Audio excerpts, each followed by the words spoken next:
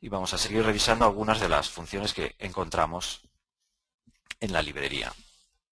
Tenemos el material que acabamos de traer a la librería, pero en cualquier momento podemos variar los criterios que tuvimos en el momento de importar el material. En el caso de la Red One es bastante claro, es un material que si revisamos los metadatos, vemos que por la regla que tenemos por defecto ahora aplicada en nuestra librería, este material se está interpretando a un cuarto de su resolución real, ¿vale? Es un material que está grabado a 4K, pero aquí lo hemos importado a 1024 x 576, a un cuarto de su resolución.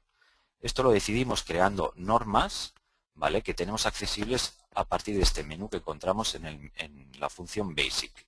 Estas normas están dentro de Import Settings y aquí podemos navegar por diferentes formatos y cada uno de ellos nos ofrecerá diferentes opciones. En este caso, el que afecta a esta resolución es el parámetro de debugging del material Red One, que lo tenemos establecido por defecto a un cuarto, que se haga la importación a un cuarto de su resolución. Esto tiene varios motivos. El proceso de debugging requiere de mucho cálculo de procesador y si tenemos que plantear una edición, por ejemplo, estereoscópica, en la que encima tenemos que estar trabajando de manera simultánea con dos capas de vídeo, vamos a saturar mucho el procesador. En estos casos es bastante recomendable instalar en el sistema una tarjeta Red Rocket que liberaría el procesador del cálculo de debugging, pero si no disponemos de ella podemos tomar la decisión de traer el material a una resolución inferior. En cualquier momento podemos, si decidimos, rescatar este material y recuperarlo a la resolución completa. ¿Cómo hacemos esto? Si pinchamos dos veces sobre un clip, vamos automáticamente a parar a la función de Import History, donde en el primer momento vamos a ver los parámetros que se utilizaron para traer este clip en concreto. Podemos revisar el parámetro de Bayer y vemos que se trajo a un cuarto de su resolución. Si queremos ahora modificar este clip y devolverlo a su resolución completa para que el sistema simplemente lo interprete con la resolución de 4K, pinchamos sobre View Clip History y vamos a modificar la resolución del debugging a Full. Ahora el sistema, si nosotros aplicamos estos cambios, va a tener disponible de manera inmediata este material, vamos a pinchar sobre él, a 4K, ¿vale?, frente a este otro que hemos importado antes a un cuarto de su resolución. Recordar eso, que esto lo tenemos accesible de manera inmediata y nos serviría para ir modificando los criterios que fuimos utilizando en un momento dado para importar el material, pero que ahora hemos visto que no es lo que nos interesa. Vamos a ver ahora el proceso conformado totalmente automático. Para eso vamos a borrar todo este material que tenemos en la librería.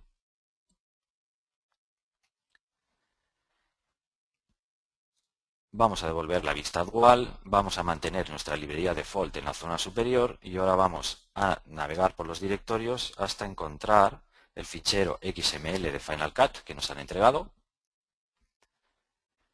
Y vamos a revisar la función de Final Cut Pro XML y AF que encontramos también dentro del menú Basic. Desde aquí tenemos varias opciones.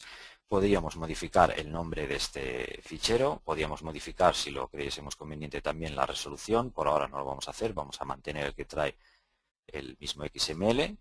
Lo único que vamos a modificar van a ser los parámetros de búsqueda que va a utilizar el sistema para enlazar el material de este XML. Una vez vamos a tomar el código de tiempos y el nombre de cinta como referencia y una vez hecho esto simplemente tenemos que arrastrar este XML a nuestra librería. El sistema automáticamente se encarga de hacer la búsqueda de este material y enlazarlo y tenerlo disponible en la librería de inmediato. Ya tenemos este proyecto conformado, lo podemos revisar ya directamente en nuestro visor de aquí del lateral derecho y podríamos ya cargar esta edición y continuar ya depurándola si fuese conveniente o acabar los efectos que haya que acabar sobre él. Vamos a traer también un proyecto en AF, en este caso es el proyecto de Grusoin. Para el proyecto en AF de Avid vamos a cambiar los parámetros de búsqueda, en este caso le vamos a decir que tenga en cuenta el MUID para hacer la búsqueda del material y repetimos el proceso. Simplemente trasladamos el fichero AF a nuestra librería y el sistema automáticamente se encarga de hacer la búsqueda y enlazar el material. Si pinchamos sobre él, ya podemos revisar aquí en el visor que tenemos ya el proyecto conformado. y, como decía, disponible para seguir trabajando. Podríamos ahora, por ejemplo, cargarlo en el escritorio, arrastrarlo a nuestra línea de tiempo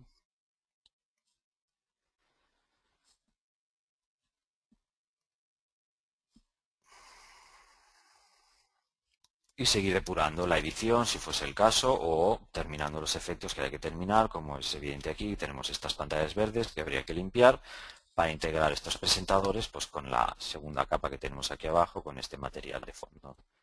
Recordad que todavía esto es material nativo que estamos leyendo del directorio de origen, que todavía no hemos trasladado en ningún momento a nuestro volumen de almacenamiento, ¿vale? Hemos hecho el conformado, pero este material sigue estando disponible en el directorio de origen.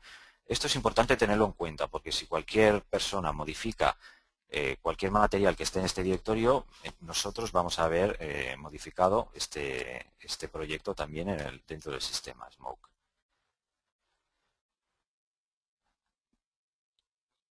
Bueno, vamos a deshacernos de esta edición.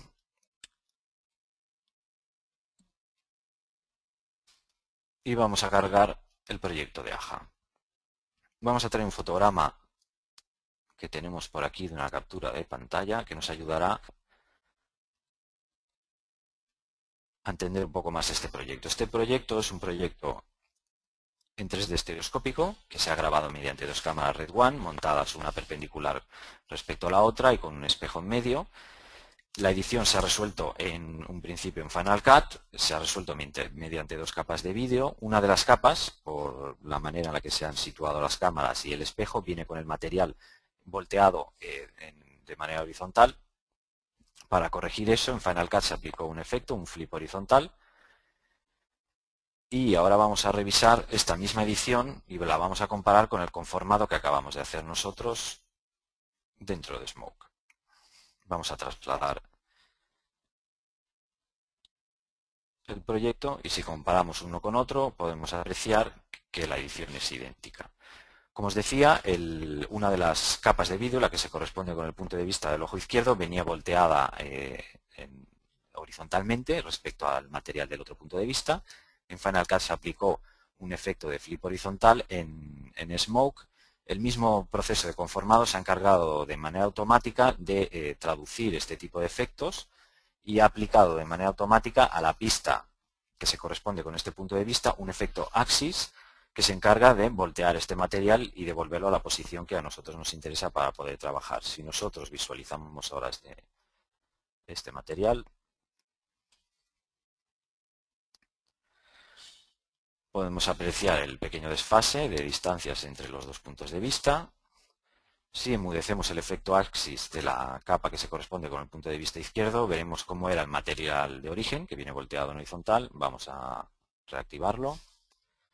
Y vamos a ver cómo plantear esta edición aprovechando las nuevas funcionalidades de edición en 3D estereoscópico que tenemos a partir de las versiones 2011. Tal como se resolvió en Final Cut este proyecto mediante las dos capas de vídeo, siempre que se hacía cualquier modificación en la edición se tenía que tener en cuenta de aplicar los mismos cambios en la otra capa de vídeo.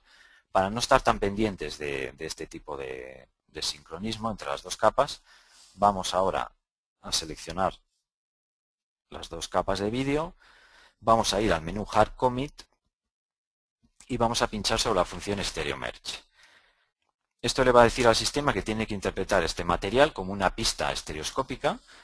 A partir de ahora estas dos capas de vídeo quedan sincronizadas y enlazadas y esto nos va a permitir desconectar de estar tan pendientes de cualquier rectificación que estemos haciendo sobre la edición. Si nosotros ahora decidimos acortar cualquiera de los planos, el otro plano de manera automática se adapta al que estamos cambiando. Vamos a pinchar ahora, por ejemplo, pues sobre la pista inferior. Vale, y vemos que la pista superior se ve afectada de la misma manera. Si ahora nosotros pinchásemos aquí para introducir una transición, por ejemplo, el sistema automáticamente insertaría la misma transición en la otra capa de vídeo, en el otro punto de vista. De esta manera nosotros podemos, pues eso, desconectar un poco de estar tan pendientes de mantener la sincronía entre las dos capas de vídeo y podemos centrarnos en tareas más creativas de la edición. Es una de las ventajas de plantear el flujo de trabajo en 3D estereoscópico. El sistema nos ha añadido la nomenclatura left y right que podéis ver aquí para que podamos identificar de manera más rápida a qué se corresponde cada una de las capas de vídeo. Y otra de las ventajas de trabajar de esta manera va a ser que podemos visualizar directamente ya el resultado final en 3D estereoscópico en nuestro reproductor. ¿Cómo visualizamos este material en 3D estereoscópico? Vamos a pinchar sobre la función View y vamos a cambiar la opción a estéreo. Todos los que tengáis ahora las gafas de color azul y rojo, si os las ponéis, podéis apreciar ya ahora la sensación de profundidad de esta escena. Podemos visualizar este material de diferentes maneras. Hay que tener en cuenta que las opciones varían en función del hardware que tengamos instalado. Por ahora lo estamos visualizando en modo anaglifo Dubois en concreto, que reduce al mínimo la doble imagen. Podríamos visualizarlo también en anaglifo monocromo. O en el caso de este sistema en concreto, como que tenemos instalada una tarjeta Hakon A3, podemos visualizar este material en entrelazado si dispusiésemos de un monitor preparado para recibir señales en 3D estereoscópico entrelazado. Y podríamos revisar a pantalla completa en este monitor de vídeo el resultado de esta edición. Vamos a devolver la manera de ver el material a anaglifo para que todos los que tengáis gafas podéis visualizar el resultado. Y podríamos ya seguir trabajando en la edición, viendo en todo momento el resultado final. ¿Qué más funciones ganamos al trabajar con esta pista 3D estereoscópico? Si pinchamos sobre la pista y aplicamos un efecto Axis, vamos a poder acceder a través del menú Surface que tenemos aquí a la herramienta de convergencia, que por defecto la tenemos a 0. Esta herramienta nos va a permitir desplazar la capa del punto de vista del ojo izquierdo respecto a la del punto de vista del ojo derecho a nuestra voluntad para variar el punto de convergencia de los elementos de esta escena.